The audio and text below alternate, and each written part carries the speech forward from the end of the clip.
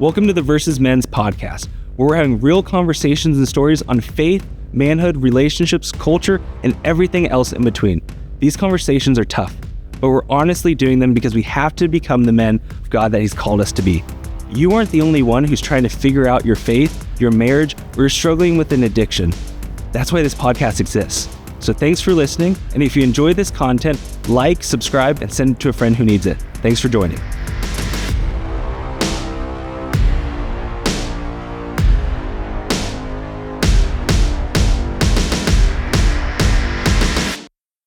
And welcome back to our discussion with Pike Williams. In this podcast, we are going to be getting more specifically into men's issues and taking it more case by case. And Pike, we look forward to your responses. So Pike, as men, we typically have some habits in our lives that we are not proud of, that may bring us some shame. And so let's go ahead and just address those habits in our lives. And what are the best ways to actually stop destructive habits in our life? Well, the first step is a step that takes real courage, which is to acknowledge it and tell someone. Because, and it's fascinating, the research that's on this, when people are able to tell the truth, it is analogous to taking something out of the dark. And I love this at the Versus conference last year when Jeff Foxworthy talked about, I think his words were, drag these things out of the basement and bring them in the front yard. That was genius. Yeah, it really was. But it is true. Clinical research definitely backs that up. And of course, the Bible states it as well. So we don't need to look any further than what God has to say about it. But telling the truth about something, acknowledging that, hey, this is a problem for me, or this is causing me to feel some guilt and shame. I may not be an addict, and that's true, and most of us are not, but many of us are finding ourselves losing control. And that becomes a telltale sign. If the honest answer is, I don't have control of this anymore, then we have moved into the addiction zone, okay? But sometimes we medicate, and so telling someone is the first step. And then if you're a believer, and if you can find one or two guys and kind of do some prayer together, have some accountability in that. Can I call you when I feel tempted to reach for porn, or when I feel tempted to gamble, or whatever? Reach for the bottle, whatever it may be. Whatever. Yeah. And if they say sure, then great. We can, and by the power of God over the enemy spiritually, we can win over this. And then sometimes we realize that I thought it was in control, but it's not. And then sometimes we need some additional resources beyond that to get out of it. But it starts by telling the truth, and that's hard. And Pike, this may seem like a silly question or almost like too basic, but how do we even become a trusted friend that we can have these sort of discussions about these issues? Because it's not always, if you learn from bad experiences often, not everyone is safe. Yeah. And how do we even become a friend where those conversations happen? So I will credit a woman, Jenny Black, where I first heard this, and it may not have originated with her, but her phrase was, be the change that you want to have happen. In other words, live out what you're wanting. So the idea of, I'm looking for a trusted friend, be a trusted friend. So sometimes, practically speaking, what that looks like, the term we might use here is, we'll just call it progressive disclosure. I'm going to progressively expose something to you. So if you and I were having a conversation and you say, how are you doing? And the first move I might say is, instead of saying fine, if I say, well, not great. And if you sweep me aside like, well, Jesus loves you and that's it, and see you tomorrow, then you're probably not my guy, right? And I'm not your guy if I respond to you saying not well. And so, and if you and I go on in our relationship, progressively exposing a little bit more, and if I realize, okay, you're willing to at least say something similar, that you have bad days too, well, sometimes I struggle with the porn, okay?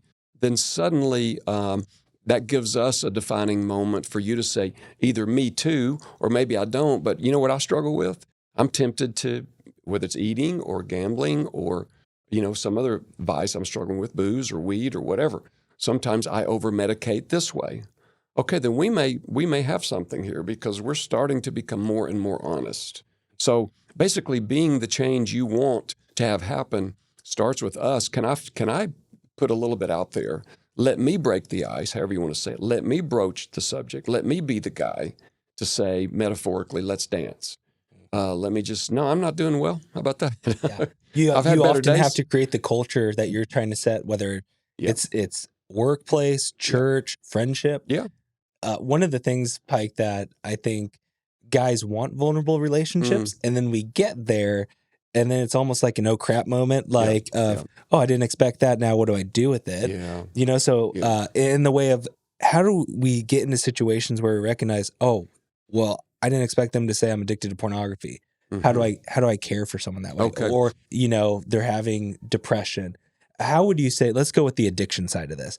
Like as you get into more vulnerable relationships in your life, and have friendships like that, it should be a regular part of the conversation as you become a more vulnerable friendship that you share what you're struggling with. But what would you recommend for a guy who he's opened himself up to friendships in this way, and the guy across from him says, hey, I've been struggling with pornography for 5 years. Yeah. I don't know what to do about it. Okay, this is not, I'm not suggesting this is easy to do, but it can be extremely helpful to the extent that we can do it. Is if we can shift in a moment like that to not giving solutions, but asking questions, it can be extremely helpful. First of all, thank you so much for your transparency. That is very courageous of you to tell me that. And I'm really appreciative that you've told me that. Tell me more about it. How long has it been like this? Who else knows besides me? Does your wife know? How is this showing up at work? How bad is it? Essentially, is what you're trying to find out. But really, it's not an agenda. It's just like you're loving them. This is what love looks like in this moment. Tell me more about it. And then what are you thinking of doing? So we don't have to say, well, you should go to AA. We should just ask them, if we can, what are you thinking of right now? You're not always there to be the one planning the next steps for them. That's they right. have to own it themselves. That's exactly right. Exactly right. Because we know with addiction, there's a repeating pattern of coming right up to the water, but not taking a drink. It's this idea of, I really should go get help. And then there's this, no, it's really not that bad. I think I've got it, and there's kind of a loop. And that is a normal part of the process. But if we can remain their friend and not offer overly simplistic solutions, but just let them know this is a problem and it's not going to get better on its own. And hey, I'll talk to you anytime. And can I go with you? Can I help in some way? That's if you have the time and the capability to wade into it a little bit. Not everyone does. And so, but you do the best you can by loving them and asking questions and encouraging them to get what they need, which is additional help.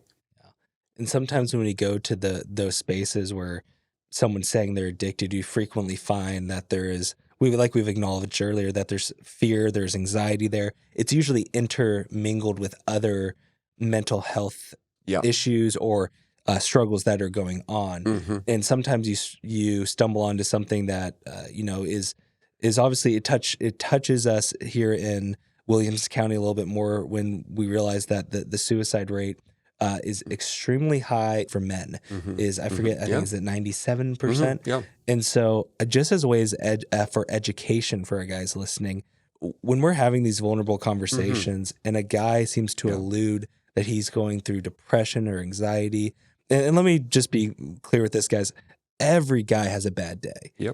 Every guy does go through seasons of anxiety where, of course, those thoughts come up. And you want to normalize that in a way. But, Pike, where is that defining moment where you start to take it more seriously, that this person has gone from anxiety to depression to more, you hear them maybe contemplating taking their lives? What do we do in those situations, and what are the designated lines? Yeah, it's a good point. There are some telltale signs that would cause us to want to maybe help them and help save their life. But you're right. There is a sense in which we all have bad days, and we may say, man, I just wish I could just die. I just wish I wasn't here. And if you say, well, have you thought about that a lot? And they say, no, and I've never do that. You get to know a person well enough, that's not what they're saying. They're just saying it was a terrible day. But there are expressions, verbalizations that sound like things like, I do wish I could just disappear. I do wish I could just get in the car and never come back. It's romanticizing or fantasizing of, Or something that's a little more subtle is a person who is, hey, I've got a bunch of books here I want to just give you. What are you doing? Well, I'm just kind of cleaning out my closet. It's a sign that they're closing things down. Now, you may not be able to see everything that they're doing, but people who are moving into a phase of, I'm kind of wrapping things up. I've given my 2 weeks notice. Now, these things in and of themselves, you wouldn't think twice about it. But in a broader context of, I know this person's been depressed. They have been talking about getting in their car and just driving away. When you hear that language, and this takes bravery, okay, but I would really encourage everyone to be brave here. But if we hear language like, I just wish I could disappear, well, tell me more about that. Have you ever felt like, again, ask questions. Have you ever felt like that before? I feel like that all the time. And here's the thing, don't be afraid to say, have you ever felt suicidal? Say the word. Have you ever thought about suicide? Because I think many of us think that if I bring that up, I'm going to exacerbate the problem. I'm going to plant a seed. Well, that's just not true. Actually identifies it, confronts it. Yeah, and remember earlier we talked about bringing things out of the dark into the light. When you're brave enough to put a word to exactly what they have been thinking, then suddenly it shrinks it down. It's like, okay, I can talk about this. And truly, the research is very clear on this, that when people are able to talk about, this is the truth, this is what I'm struggling with, it really does help their healing. And so for them to be able to say, actually, I have thought about it. Now, the next level of questions would be, are you thinking about doing that now? Have you thought about how you would do it? Yeah, I've got a gun, and yes, I have been thinking about it today. And well, are you thinking that you might do that when you leave here? Is a more to the point. And you may be surprised that people who are seriously thinking about it will tell you the truth. Yeah, I've thought about it. Now, if it turns anywhere in that level of seriousness, yes, I do have a plan and I'm thinking about it today, then look, we should get some additional help. Could we do that? In other words, you don't have to carry this ball on your own. Thankfully, we've got a number that we can call 988. Can we just call 988 together? I'll just sit here, let's just call them. Just see what they have to say. And you'll get an expert on the phone. And you can say, hey, I'm just sitting here talking with Pike, and he's kind of saying this, and I just suggested that we call you guys, and maybe you could talk to Pike. Because Pike, is it true that actually most often times that for someone who has eventually taken their life, it's not that they decided the day up. Yeah, that's right. It actually is 2 weeks or a month before, and that's actually that period where they're contemplating what they're doing. Yep. Whereas the latter is them actually finishing the task. They're moving towards it. And so these moments are actually the pivotal moments. It's not the 24 hours before, the 36 hours. Yeah. And so it seems like these conversations and our boldness to save a friend's life, it comes down to that. Sometimes just boldness. I mean, what's the worst that can happen? They're offended that you cared so much. Yeah, there's actually it's called QPR: question, persuade, refer. A way to kind of get into this, and all it means is, hey, ask the question: are you thinking of taking your life? Are you thinking of suicide? Let me persuade you. Let's get some help. Can we just make this call? Now, while we're talking about it, let's just go ahead and play this out. If they say, no, I don't want to sit here while you call them, and I'm just heading out, and they jump in their car, call 911 and ask for a safety check. I have reason to believe this person's life is in danger, and here's they'll ask you for some info, and they'll find them. Okay, so don't be afraid to do this. We need to do this for each other when it's necessary. Thankfully, it doesn't come up that often, but sadly, we lose as many people in the United States to suicide as we do car wrecks. Yep. And it's terrible, and it's growing, unfortunately. And as you say, it's especially true among men. One of the things that you mentioned earlier, that a common reason guys are walking in your office is because of anxiety. I've realized that I think a lot of guys, we maybe dismiss general anxiety until it's like too much, and then we're like, oh, now we really have a problem with it. But can you help us understand what is anxiety in our lives? What are the best ways? I know you talked about some practices, some box breathing, stuff like that. So let's go down the anxiety route for guys of who may be listening to this And what are some common manifestations of it in our life? And then we'll get to some practices. Well, some of the manifestations would include, I may have mentioned this before a little bit, fixating on a particular thought, sort of ruminating, I can't get this off my mind, a mistake that I made in the past or recent past, or I dropped the ball and I just can't forgive myself. I'm just stuck on that. I'm having trouble sleeping. And wow, I remember this in my experience in the corporate world, waking up so many times at 4 a.m, 3:30, and like suddenly, the whole day is just cascaded into my brain. And I just need to get up and start preparing and get ahead of the day, as if somehow if I just worked longer, that somehow it's going to resolve this inner anxiety I'm feeling. And, that's just not sustainable. So there's anxiety manifests itself with just a huge discomfort level. It can show up in our body as kind of heart palpitations. It can feel like numbness, tingling, pain. You've probably heard of somatic pain. Doctors do the MRI. They check you out. There's no reason for your back to hurt right now. There's nothing wrong with your shoulder, etc. And so many times the emotional pain that we're feeling is manifesting itself with physical symptoms of pain. So there can be that with it. And the other symptomology that can present is if we're honest enough to ask ourselves, how am I killing my pain? There's a physical pain, but there's also this emotional pain of, the truth is I feel very lonely. The truth is I don't think my wife really wants to be with me, or I don't think, here's one, imposter syndrome. I think if they really knew me, they would have never promoted me, or they never would have put me in this position, and et cetera, et cetera. My wife wouldn't want to stay with me if she knew X. If she knew X, exactly. And so that leads to a pain that we need to kill one way or the other. As problem solvers, we want to solve the problem. And the world is all too ready with a solution, be that booze or weed or other drugs or porn or sexual acting out or eating or spending money or gambling, et cetera. The list kind of just goes on. And so breaking the stigma around that to say, I'm struggling, and yes, I'm struggling with one or more of those at times. There is a difference in being addicted and medicating. Okay, so I may be on my way to addiction if I'm not careful. It's possible. But for now, the truth is I am medicating with any one or more of those things.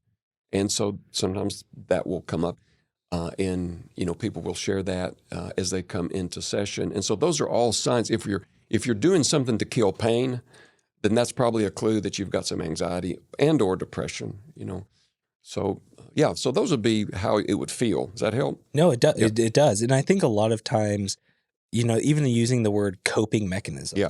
Yep. I mean, I've had to realize that I think I struggled with coping mechanisms for a long time, especially through my teens, early young adult time. And I think being able to sit in uncomfortableness, internally processing is one step towards health, because too easily we will put those Band-Aids of pornography, of bourbon, of whatever it may be for a guy. And for myself, it was, why do I not want to sit in this? And why am I so easily going to these things when instead of coping, just breathe? Ask yourself, why am I so upset about this? Yeah, and what is it that's really bothering me? I think if counseling, or hopefully what a role like a chaplain can provide a person, if these things are done well, is safety.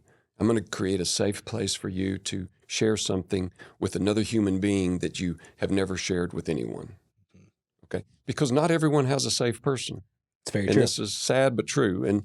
And or at least they're safe to some degree, but they're not safe enough for this. Yep. And men in particular, all the studies are showing that there's a lack of friendship amongst men more than ever, and closeness, intimacy, not in a physical way, but like in a relational intimacy, that you don't feel known or heard or seen. Yes. And so when you combine that generational and sociological problem amidst this, it really is a recipe for disaster. Well, it really is. It really is. We have this tension in our soul between, The Bible says God puts his law or his ways on our heart. It's kind of there. We get this, it comes to us by way of our spirit, but for healthy people, we know we have this sense of right and wrong. It's whether we were taught it or not, but it's kind of fascinating to realize that, in Romans 1, it talks about God reveals himself even through the creation so that we are without excuse. No one is going to leave this earth and say, well, I never knew about God. That's simply not going to be true.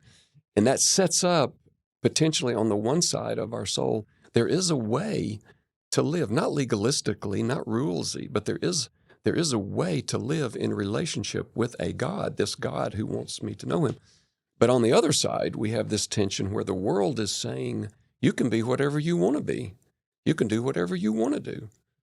Have it your way, et cetera, and so the truth is I can't be whatever I want to be because I'm limited by time and space, physical. I'd love to be able to play for the Green Bay Packers. Never going to happen. Never was going to happen. Yeah.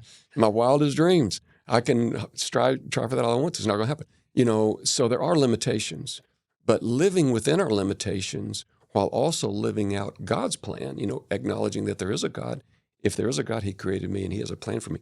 And bringing that into alignment, like the wheels on our car, my wheels are out of alignment because I'm trying to zig, and God has created me to zag, and bringing that back where it needs to be. That is a battle because we live, and Jesus says it in John 16, in this world, you will have trouble, but I've overcome the world. And so it's not a weakness to struggle. In fact, the truth is we're all struggling. I surely am. Paul tells us, and our fight is not with people. It's against the enemy. So we don't wrestle against flesh and blood. This is not our real issue. Our issue is bigger than that. It's beyond that. And so it's good to open these topics up with people who are trustworthy and to find them, though, as you say, the first challenge is to find them. As far as anxiety, I agree that one of the first things is you have to find yourself a friend group, a community where you can share it. Yeah. The second would be kind of like the individual side of things. Pike, what would you recommend to the guy who maybe finds himself listening to this and saying, I do have anxiety. And obviously, the medication route, that's for a professional to talk through individually. But what would you say are some practices that every guy can do? Yeah. Obviously, you already mentioned breathing, box breathing, stuff like that. So there are definitely some things we can do. Think about, I'm going to use the expression, what's your jam? What is it that does it for you? So the first thing would be to do a little personal inventory and ask yourself, when do I feel the calmest? When I want to relax, what do I do? So like for me, I love to go on a hike. I love to be in nature. My wife and I take walks all the time. So if walking works for you, do that. There's a lot of physical benefits just from walking. But for me, being in nature, it calms me down. There's something about that. For some people, it's being at the seashore or it's being around water. For some people, it's being around mountains. We don't have many mountains around here, but got some hills. But we got some hills, so get out there and get in them and plan a trip. Yeah. So what is your jam? But many people don't know. So start with that and then ask yourself, how could I do more of that? Why am I not doing any of it, for example? So we're limited by time and budget typically, but it is important to figure that out. But there are some things like breathing, we'll call it grounding ourselves, but all we mean by that is allowing our awareness of our body to catch up with our body. So we've probably all had the experience of like driving from point A to point B, and we get to point B, and I don't remember anything about this drive because my head I was thinking about something. And somehow magically I managed not to get in a wreck, and we're always grateful for that, But that is an example of where we are disassociating, is the clinical word. I'm physically here, but I'm not really here. And so taking the time to ground ourselves, so doing some deep breathing in conjunction with our body, and that can look like something as simple as I inhale, I'm going to make a fist, and then as I exhale, I'm going to relax my fist. As I inhale, I'm going to try to press my feet through the floor, And as I exhale, I'm going to relax my feet. So my thigh muscle flexes and then relax. There's different ways you can do that, but it's really bringing my body and my breathing together. It is important that people understand, I think, that breathing is more than just an interesting thing. There really is a physiological reason that helps. If we do it with a deep inhale, letting our abdominal muscles relax, because when that happens, our diaphragm physically comes in contact with a vagal nerve that runs the length of our body. And when that happens, the body realizes, okay, he's relaxed, and you can turn the adrenaline off. So it's sort of a way to reverse engineer our body. It's sort of telling it that, hey, okay, we're all right, you can turn it off. And so it is important. For me, okay, here's the thing. I'm a skeptic. I'm a 6 on the Enneagram for people who are familiar with the Enneagram. And I always need a little proof for, you're asking me to do something, how come? So I just wanted to explain that maybe for the benefit of those guys out there who may, like, why are we breathing? Because there really is a physiological benefit to doing that, along with bringing our body into that. So that's a great way to help with anxiety. Exercise, burning energy is real important. Emotions. Here's the thing. Let's just make this point. Anxiety is connected to fear. So a question a guy could ask himself if he's feeling anxious is this: what am I afraid of right now? And sometimes the answer is, I'm afraid I'm going to get fired. I'm afraid my wife's going to leave me. I'm afraid, I'm failing as a parent. There's just so many things we're afraid of. Or I'm afraid I'm not going to do a good job with this presentation tomorrow. Or I'm afraid, if you're a hockey player, I'm afraid I'm not going to get to play, or I'm not going to score, or I'm not going to, have a good game. Or if I'm a leader, I'm afraid I'm going to fail as a leader. All these are just fears we have. So oftentimes we're afraid of something, and when our emotions are activated, it creates tremendous energy in our body. So this is where walking, exercising, if you're inside, you can kind of shake your hands out. You can pretend like you're chopping wood. You can go pound the mattress with your fist or a baseball bat if you have one. Don't break anything. But truly, burning some energy is extremely helpful when we're feeling anxious. Okay? Yeah, this is so helpful, Pike. These are the type of conversations that we know they're tough, but they're needed. Mm-hmm. And to have you on to be able to do this, it's just, we're so thankful for you as a resource. To close out this podcast time, sure, I'd love to change a little gears towards more rapid fire questions, a mixture between personal and just your own practices with keeping you regulated, so to speak, as we referenced earlier. Sure. How do you manage your energy and your time amidst all that you do? Well, the word is in what you just asked, time. It's time management. It is really, it's the one thing we cannot get more of. You cannot buy more of it. And once it's gone, it's gone. Get control of your calendar. Understand what your priorities for your life are. And truly, and there's a lot of work that we all need to do in this, but what is my reason for being here? Stephen Covey talked about starting with the end in mind in his 7 Habits of Highly Successful People. What do I want said about me at the end of my life? Starting with that in mind, how do I want to live day by day? And I need to set my priorities and make my choices. So literally, in the course of my day as a counselor, I ensure that I have time between sessions to care for myself. I've got to get up and walk around. I've got to get a drink of water or some coffee, go to the bathroom, get something to eat.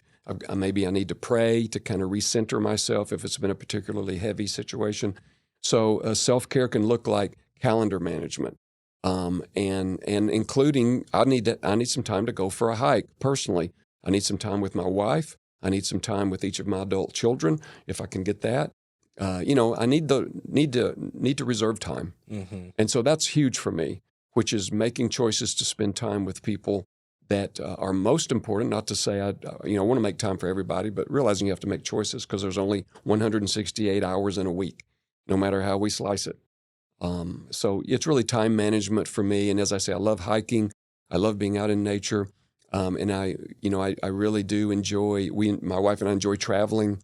And I get a lot of energy. I'm an introvert, so I get a lot of energy just being by myself, watching some of my favorite movies over and over and over. It's funny. Do you struggle to compartmentalize everything that's going on at work, or are you able to kind of leave it there? We've talked earlier about transitions.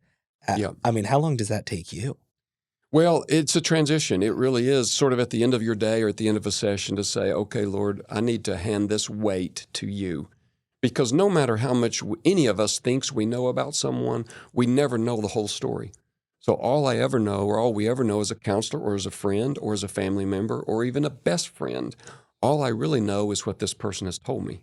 And there's always something that they haven't told me. And so realizing that, and as a believer, and I can lean into my faith in the Lord Jesus and to say, Lord, I'm going to have to ask you to take the ball here. I'm going to hand this to you and let you carry it because he is the one who knows everything. And then be at peace about that. And it's not easy, but that's really the key, is to be able to let it go. Yeah. Our most profound question of these last podcast sessions here. Favorite movie? Okay. I would have to say, if I was going to pick one, Tombstone. Oh, there we go. Okay. Favorite band or genre of music? So I would say One Republic, Ryan Tedder, dude, saw him in concert last year. I was not Remarkable. expecting that. Okay. Yeah. Anyway, he and his band, amazing. So, yeah. One Republic. Okay. Favorite book, excluding the Bible. Okay. I love fiction. I love, when he was young, in his early writing, I especially loved Stephen King, The Shining. Mm-hmm. I've always enjoyed scary novels. Yeah, that's rather dark, sir. Kind of is, but it's exhilarating to just be turning page after page when you should be sleeping, Yeah. What do you think it is like to be married to a counselor? It can be hard at times. My wife told me one time I came home from my job, my corporate job, and she just looked at me and said, "You're home now. You can stop managing me." And in the same way, she's kind of, maybe not quite as directly, she has said, I'm not a client, so you can just listen, or you can just be a husband, please. So I think it's I do have to be careful of that I am home, and she doesn't need me to be her counselor. She may need to talk to someone, and if she does, and she's gotten counseling, I've gotten counseling, so we're always going to encourage that. Our family members have gotten counseling, so we encourage that. But yeah, I can go too deep on things too quickly because I'm just like, yeah, okay, tell me more about that, and I really have to catch myself sometimes. When you go to a counselor, Mm-hmm. do you sit there and it's almost like a game? How is that? That'd be an interesting dynamic, counselor to counselor. It can be, but I think once you pick the right person and you trust them, you learn, okay, I think I can trust you and I know you well enough, and then you kind of forget, you just kind of have to leave your role out in the parking lot and trust that they know some things you don't know. They're different for sure. They do things. And think later, oh, that was a really good tactic. I did open up. I didn't even try. Yeah. And you do learn, and it can be a little tricky. Yeah. But I think I know where you're going. So let me just cut to the chase and just tell you, But no, and I'm very thankful to have several men in my life that I do trust and I can be pretty open with, and it's that helps a lot. Yeah, that's something, like I've said, I appreciate about you is when you're in a room, you can tell the character and the story of who you are is why you're leading in that room. It's great. Well, praise God for that, because it's all it all comes from. I've certainly got the scars for doing it wrong and living life differently for such a long time. One last question, Pike. One piece of advice you wish you could give to your younger self and just all of the men. Yeah, I would say this. If you haven't seriously considered the Bible and Jesus Christ, do that. When I was younger, I was skeptical about all the stuff I saw being done in the name of Jesus. Mm-hmm. And even later in life, I was skeptical about things I saw being done in the name of the Holy Spirit. And I'm like, I don't want anything to do with some of that. But take the time. When I was younger, a book called Evidence That Demands a Verdict by Josh McDowell was extremely helpful to me. He was a skeptic for sure, an atheist, and long and short of it is did a ton of research on the validity of the Bible, the historical events recounted in the Bible. And ultimately, he recounted the same thing C.S. Lewis said when he said, Jesus was either a liar or he was crazy because he said he was God, or he was in fact God. And each one of us, I think, we were not churched growing up. We didn't go to church.